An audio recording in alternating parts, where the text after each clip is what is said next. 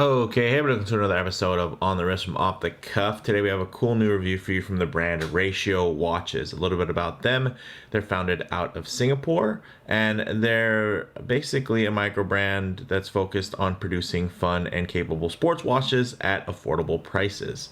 Now, in terms of the type of watch you see here, this is a pilot's watch. Some key comm characteristics and design language. When you're looking for a pilot's watch, you're basically just going to want that balance of legibility and functionality. This is their Ratio Skysurfer Pilot RTS 318, and it's basically designed to capture the timeless look of a classic Flieger watch while also injecting dive-worthy water resistance into the silhouette of something that could easily be worn every day. And I haven't gotten to the good part yet, guys. This watch costs under $200. Yes, it's only 185 bucks, and you can get it direct from Ratio or Creation Watches, and they even were nice enough to provide a 10% discount code, which I will leave down in the description. So, we've seen tons of different pilot watches. Even on this channel alone, there's been quite a wide array. But honestly, a lot of the times they cost more typically, or if the ones that are more affordable typically will be pretty down spec'd. This one has really great specs. It has Sapphire, screw down crown, 200 meters of water resistance. Wow. That's a huge bonus. And then a mechanical automatic movement that hacks and hand winds. And it's a no date specific movement, so it even adds a little bit more of kind of thoughtfulness to that. So yeah, there's definitely a lot to like here, so I'm happy to share it with you. So with that said, let's go ahead, zoom the camera out, get this piece in hand, and take a closer look. All right, guys, let's take a gander here. Check that out. So of course I love blue dial watches, and typically when it comes to pilot's watches, I'm definitely lean more towards the A style dial. This is a B style dial, and what I really liked about it is that because of their choice in font and also the way that they did the outer border, it just added, I don't know, like a little bit of a punch for me. And then also that inner ring just for me in this particular dial set just balance things out. But they do have tons of different configurations, to include even a B style dial where they swap kind of the hours and minutes. I like it with this type of layout. I always thought the B style dial was intuitive in that it always had the shorter hand lined up with, of course, hours, which were on the inside track, and then the outer track was minutes with the longer hand. I always thought that was kind of neat. So it made my decision for this one pretty easy when they kind of gave me my choice of which one I wanted to check out. So again, apart from the fact that this is very affordable, let's get into some of the specs. 40 millimeters in diameter, only 11.6 millimeters thick, and 48.4 millimeters lug to lug. Fully brushed stainless steel case. It does have a flat sapphire crystal, and it's it's going to be highly scratch resistant. I don't believe it has any type of anti-reflective coating, so that could be something. The good thing is that it's flat, so which means it's going to be generally less prone to reflections. If it had any type of dome on it, then you'd have to kind of worry without any type of anti-reflective coating. But as is right now, I'd say that this, even taken outdoors, was completely fine without the anti-reflective coating. But it would have been nice if they added it, but at this price point, it's kind of hard to nitpick. Now, on the back side, although you can't see it, it actually has a Seiko Instruments NH38A, which is a no-date movement, but you can see it has this nice little etching to kind of show you Skysurfer. I'm sure there's some play on words because, hey, this also could be, taken into the ocean. So, a little tie to surfing and water sports, but also skydiving. So I thought that was kind of cute on their point. But you can see there, great point that really made this stand out for me and made me more interested to take a look at it. It is that it has 200 meters of water resistance. So for me, that was such a huge bonus, especially in this case shape, because you guys know traditional Fliegers were these really big watches with, you know, pretty inorganic lugs. Here you see a more everyday style case shape, which is really nice. You're also getting a signed crown with that ratio symbol you'll see at the counterweight, as well as underneath the 12 o'clock at the dial. So, you know, overall, it's just a pretty tidy package. Comes together. Pilot's watches are typically supposed to be, you know, pretty clean. So it's tough to find differentiation. And it's nice to, at a very, you know, entry-level price point, find some differentiation here. They even went for the blue on blue with the strap here, with some nice contrast stitching, which I think looks great and plays off well, you know, to the printed text on that sunray blue dial. And then this, I'd say, you know, I did have to kind of bend it to break it in a bit because it is, you know, pretty thick. I'd say it's not bad. It definitely has a little bit more of a lighter kind of plasticky feel, and I think some of that has to do with just, I think, some of like the water protection that they, you know, I think in their choice of of leather straps here, in terms of the lining and how tight the pores were.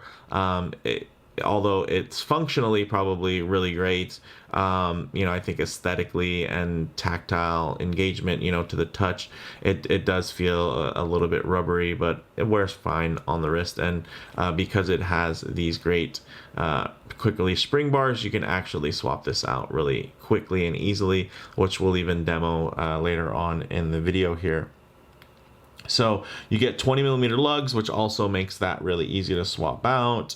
And I do like that this has that traditional pilot style strap with the stepped taper here. It's going to be 20, then it's going to have this little step, then it's pretty much non-tapering down to an 18. So really clean. And then if you take a look at this buckle, also very nice IWC style, fully milled, also dual finished. You can see it has flats brushing on top, and then it does have a high polish chamfer there, just a little bit of fingerprints from my hands, but very nice. And again, for the price point, really exceeding expectations, you know, pretty much across the board. So with that said, let's actually get this piece on wrist and see how it wears. Okay, as you can see on my 7 1/4 to 7.5 inch wrist, it wears really well. You get it up close, you're gonna get a little bit of lens distortion. It's gonna appear slightly larger. So what I like to do is kind of set my wrist down and then get a little tighter with the camera so you guys can get a closer look without skewing the proportions with the lens there. So you can see wears really flat on the wrist, nicely contoured, with that nice drop on the lug. You can see that although the strap, you know, in terms of its kind of looks and design, it is very, you know, clean, with not a lot of texture or anything like that. It still does wrap around the wrist really, really well, and it's, you know, completely a serviceable strap, but with the 20mm lug width and the quick release spring bars, it really, you know, lets you take advantage of the versatility of being able to swap this strap out, you know, relatively easily. You can also see the really nice buckle here. It's just super nice finishing, even if it's all the way down here, you guys can kind of tell. Then you get up close, and when the camera decides to focus, you can see really, really well finished. And even on my larger wrist, you still got a good amount of tail left there. So if you have a larger wrist, or you still have a few more holes to go if you have a smaller wrist. But this is nice. It's a little bit blue on blue for me, so I would typically like to swap something like that out. So we'll do that quickly here on camera. Put that down. And hey, let's bring these in. So this is the Haveston AAF strap, and their sea blue, which is, or sea gray, if you will, which is a bluish gray tone. And it is really perfect as a pilot's strap, but also really versatile. And man, it really plays off of this blue really well, because it's a little bit less matchy than the provided strap, which is, I'd say it does do a good job of kind of matching, but doesn't offer a ton of contrast. So here you see now all of a sudden this this dial pops a lot more, and it still pairs really well, right? Like even though it contrasts, it still flows, and I really like that about these straps. Really easy to take on and off. I got the full review where I had these on a much more expensive watch, a Flieger Pro from Laco, one of the original 5 brands who make these types of Flieger watches. But hey, here you're getting very similar specs at 40 millimeters and sapphire glass, hacking hand windable movement, and even the screw down crown with 200 meters of water resistance. Again, that other watch costs, you know, well above $1,000 versus here underneath $200. And then if you guys do that extra 10% off, then it's gonna drop even lower below that typical $185. So let's get this on wrist really quick. Yeah, check that out. Man, that looks good, guys. I'm digging that. I might just keep it on this for the Lume shots and the light transition because I really dig the color play here. So really nice. Actually, let's do this. Before we go over to the next type of shot, let's get in a little tighter here. You can see it's really tidy, and it's nice at 40 millimeters that it's, you know, really an everyday watch size. And typically, you know, for something without a dive bezel, my sweet spot is closer to 38.5 to 39. But at 40, because of the way that this dial is laid out, it doesn't really feel super oversized, even though it is a relatively large dial, because they really do a good job of keeping that real estate on the dial well balanced, which I can appreciate because there's a good amount of information and hash marks and ticks and everything like that to keep track of. So it's nice that your eye doesn't get confused when you look at it. It's still really ultimately legible, which is, you know, thanks in part to the originators who set up those first few B-style Flieger dials. But with that said, let's get this piece off wrist, laid out for some Lume shots, light transition, and closing thoughts. All right, let's go ahead and hit the lights here. As you can see, decent Lume. It's not super potent. I think it's not necessarily the compound of Lume itself, which isn't specified in terms of the type of superluminova that's used, but I think it's more so just because it's, you know, printed on there pretty thinly. So it's more about the application and less about the compound that's used. And it does the job. You know, as a pilot's watch, it doesn't necessarily need to be super bright. That would have been really nice, especially considering the water resistance that's on here. So ratio, if you're watching, I think that's definitely a spot where you guys could step things up. Just because it would really make this feel like a little bit more of a complete package. You can see it's already fading pretty good right there. But one thing I really like to do is work in some low light transition into these Lume shots so that you guys can get an idea of what these colors, textures, and finishes render like in less than optimal lighting, because you're not always going to be out in the middle of a field enjoying direct sunlight. A lot of times you're going to find yourself, you know, coming in and out of buildings, walking underneath overhangs, or just spending time in your favorite automobile. So yeah, it's good to see what this will look like in more realistic and transitional lighting, to maybe even include some harsh, high contrast lighting here that typically would expose anything that's washed out in better lighting.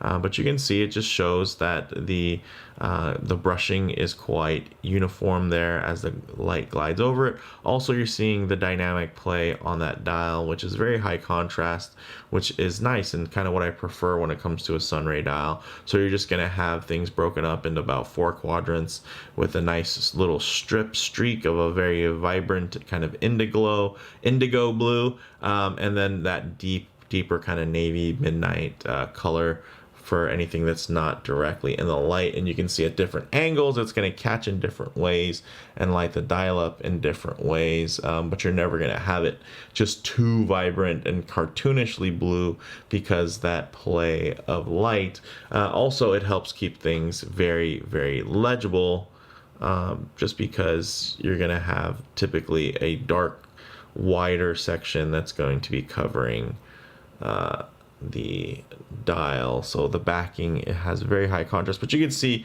even here in this kind of lighting, it's still quite legible, and it's not necessarily about the lume, it's just the nature of having that white over blue contrast. So you can see it's pretty faded out there, hard to pick up.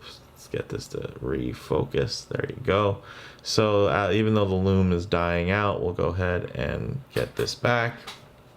And man, what a difference a strap makes. Look at this thing. This looks expensive now. This is really nice.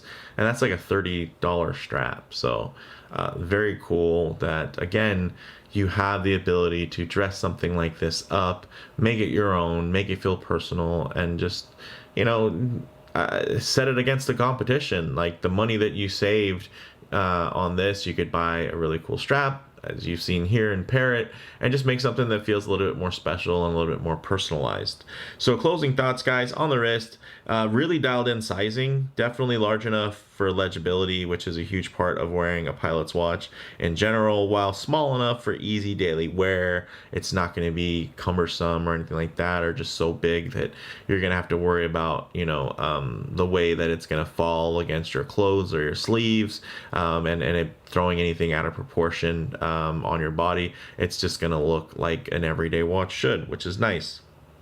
In terms of model variants, there's also black dials that are also available with the Sunray, or there's a white kind of all lume dial, both in traditional A and B dial inspirations. So there is actually an A dial variation here if you're looking for something with a little bit of a cleaner dial. I think with the size being a 40 millimeter, this actually does keep the dial, I think, filled enough to where it doesn't feel too large and expansive, just because of the general layout. And then of course with the text at the bottom of the dial as well as at the top of the dial, it just balances out a little bit more for me. But if you do want something cleaner, they do have those variations. Definitely check the links in the description. They might speak to you, and it might give you more of just a great everyday type of watch vibe. But for me, I don't know, this one I really wanted to key in on the pilot style of it. So those were, the thoughts behind my pairings. Now, in terms of comparable models, this is definitely comparable to most of what you'll get from Seiko or Orient at the price point, but you're going to get Sapphire as well as that extra capability of water resistance at 200 meters versus a typical 100 meters that you might get from Orient or Seiko. So, I think pretty strong offering. No, it doesn't carry the brand cachet that Seiko does. Orient to some extent also, they do carry some at least within the enthusiast community. But the average person won't know what an Orient watch is, and just like they won't know what a ratio watch is either. So not that much of a difference there. And then Seiko's, hey, I love them, I collect them, but I think this, with the flat sapphire crystal, screw down crown, 200 meters water resistance, it does offer something very special, and it is quite affordable. And then again, yeah, you can even take 10% off of the $185 it's going to cost you. So it's going to cost even less than that. So, I think it makes a pretty strong case, and I'm happy to kind of share some more affordable options with you guys, just because I know not everybody is at the same place I am within my watch journey, in terms of, I'm always kind of looking for, these wild variations, or kind of perfected or ultimate spec type of things. Sometimes it's nice to just have a great daily spec watch, and this is exactly that. So bottom line here, really fun entry-level pilot for under $200, and I mean, yeah, just that's all there is to it. And I think they have a recipe for success with this one. Creation Watches is a shop that I've purchased tons of stuff, particularly Seikos and Orients, from in the past. From what I remember, didn't really have any problems with that. So the code that's in the description will actually work at either at either shop, at least to my understanding. So you should be good to go there. Definitely let me know what you guys think in the comments below. If you like the video, please do it like, and if you haven't already, please subscribe for more content just like this. Thanks, guys.